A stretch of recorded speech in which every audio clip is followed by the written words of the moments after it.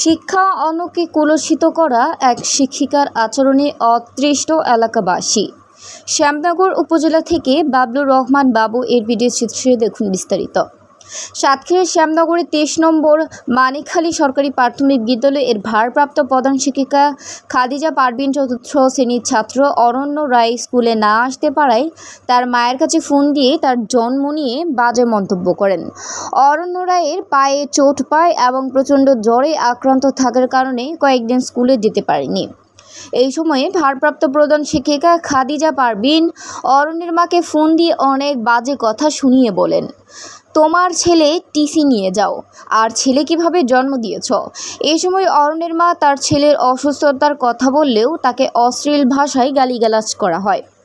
আবার স্কুলের কোমলমতি শিশুদের সামনে স্কুলের কেরানি শ্রীনিবাসকে পদের বাচ্চা পদ বলে ধর্মীয় অনুভূতিতে আঘাত দিয়েছেন এই শিক্ষিকা। আমি শ্রাবণী মণ্ডল। আমার কন্যা 23 নম্বর মানিকখালী সরকারি প্রাথমিক বিদ্যালয়ে পড়ে এবং সে পড়াশোনা ভালো পাচ্ছে কিনা আমি প্রতিনিয়ত স্কুলে যাওয়া আসা করি, স্কুলে দেখাশোনা করি যে আমার বাচ্চাটা ঠিকমতো স্কুলে যাচ্ছে কিনা, পড়াশোনা করছে কিনা। এবং এই স্কুলের প্রধান শিক্ষক 5-6 মাস অসুস্থ থাকার কারণে মানে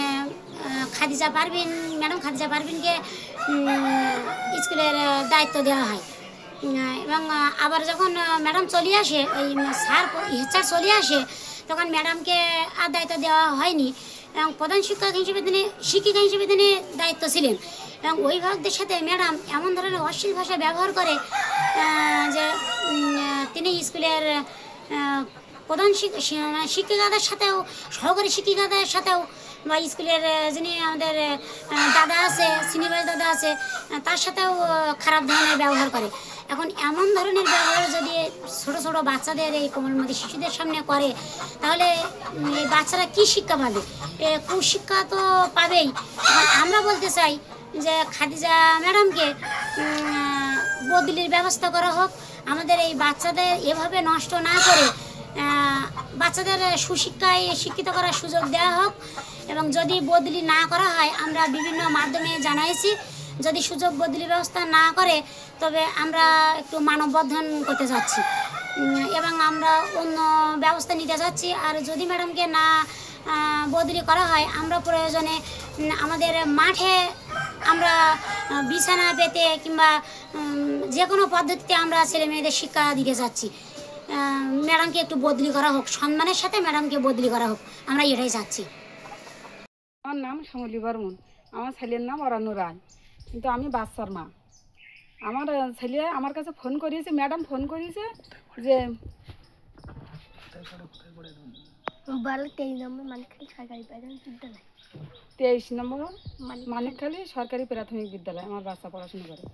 আমাদের পথে বিশাল কাদা, কিন্তু আমার ছেলের পায়ে চোট পেয়েছে কিংবা আমার ছেলের গায়ে জ্বর ছিল, আমার ছেলে স্কুলে যেতে পারিনি।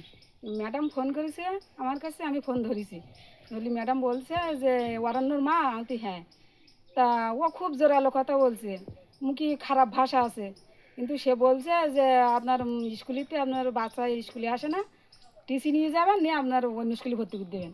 তারপরেও ওটা আপনার বাচ্চা জন্ম দিয়েছেন, কীভাবে দিয়েছেন আপনি জন্ম, যে আপনার বাচ্চা স্কুলে আসে না, পড়াশোনা করে না। আর আমার পথটা প্রচণ্ড খারাপ, 5-6 কিলোমিটার হেঁটে যেতে হয়। আর পায়ে ব্যথা লেগেছে।